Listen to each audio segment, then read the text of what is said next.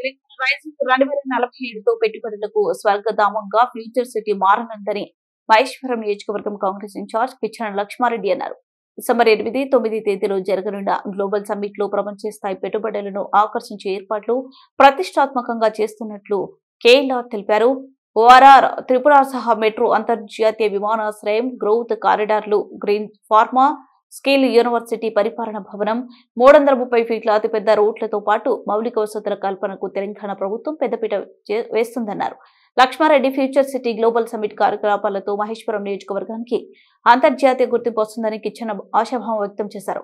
పారిశ్రామిక పెట్టుబడులు, health and education hubs, అనేక ప్రముఖ సంస్థలు నెలకొల్పేందుకు సీఎం రేవంత్ రెడ్డి కృషి చేస్తున్నామని కేఎల్ఆర్ చెప్పారు.